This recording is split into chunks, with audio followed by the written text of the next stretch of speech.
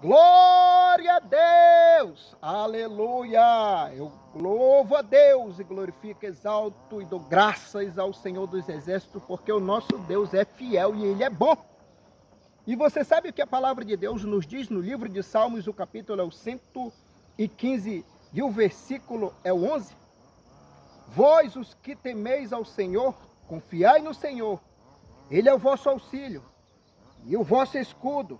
O Senhor que se lembrou de nós, abençoará a casa de Israel, abençoará a casa de Arão, abençoará os que temem ao Senhor, tanto os pequenos como os grandes. Você ouviu o que a palavra de Deus nos diz? Que o Senhor se lembrou de nós. Você lembra da palavra de Deus quando nos diz lá no capítulo 8 do livro de Gênesis?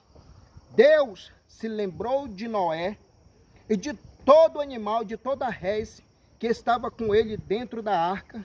E o Senhor fez com que um vento soprasse e cessasse aquelas águas. A palavra de Deus, ela nos diz no livro de Gênesis, o capítulo é o 19. Quando o Senhor ia destruir as campinas, Sodoma e Gomorra, a palavra de Deus nos diz que Deus se lembrou de Abraão e tirou Ló daquelas campinas que iria ser destruída. As Escrituras Sagradas nos dizem, no livro de 1 Samuel, Ana e Elcana terminaram de prestar culto a Deus, de sacrificar ao Senhor, e foram para Ramá. E lá, em Ramá, Elcana conheceu a Ana, a palavra de Deus nos diz. E Deus se lembrou de Ana. Louvado seja Deus. Assim como as Escrituras Sagradas nos diz que Deus é o nosso auxílio, que Deus é o nosso escudo, que nós temos que confiar nele. Assim como a palavra de Deus nos diz que Deus se lembrou de cada um de nós, Ele se lembrou de mim, da minha casa, e se lembrou de ti. Isso é, chegou o tempo de Deus agir. O tempo de Deus agir, isso é. A gente fica pensando assim, será que Deus ele se esquece? Porque a palavra de Deus nos diz que Deus se lembrou.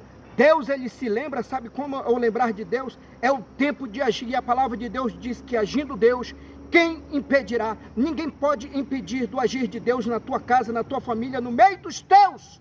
Para a glória do nosso Senhor Jesus Cristo. Fique na paz e que Deus o abençoe em o nome de Jesus.